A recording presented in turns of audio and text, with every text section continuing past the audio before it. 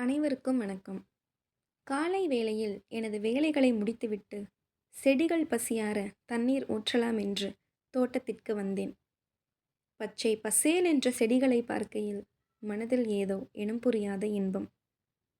மருதாணிச் செடியின் இலைகளோ இப்பொழுதெல்லாம் என்னை உன் கைகளில் வைப்பதே இல்லை என்று கேட்டவாறே காற்றில் ஆடிக்கொண்டிருந்தது. இக்காட்சியை பார்க்கையில் கண்களுக்கு குளிர்ச்சியாக இருந்தது. என்னையும் சற்று பாருங்களேன் என்று எங்கிருந்தோ ஒரு குரல் கேட்டது. குரல் கேட்ட திசையை நோக்கி சென்ற பிறகுதான் தெரிந்தது வேலியில் படர்ந்திருந்த முசுமுசுக்கை என்று.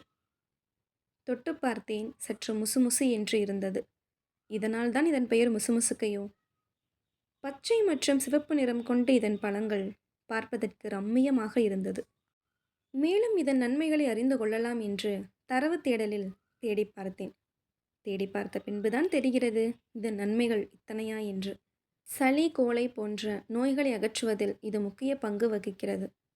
மேலும் நுரையீரல் சம்பந்தமான அனைத்து நோய்களையும் நீக்குவதில் இது அருமருந்தாக திகழ்கிறது. இது மட்டுமா, சித்த மருத்துவத்தில் முசுமுசுக்கைக்கென்று தனி முக்கியத்துவமே உள்ளது. சளியை விரட்டுவதில் வல்லவனாக திகழ்கிறது. இப்படி வேலியில் படர்வதால் தான் இதனை யாரும் பறிப்பதே கிடையாது. இதுவே வேலியில் படராமல் பல மாடிகள் உள்ள பலசரக்கு கடைகளில் பாக்கெட்டுகளில் அடைத்து 4 இலைகள் 100 ரூபாய் என விற்றால் உடனே வாங்கிவிடுவார்கள். இனிமேலாவது இது போன்ற கீரை வகைகளை பறித்து பயன்படுத்துங்கள். நன்றி.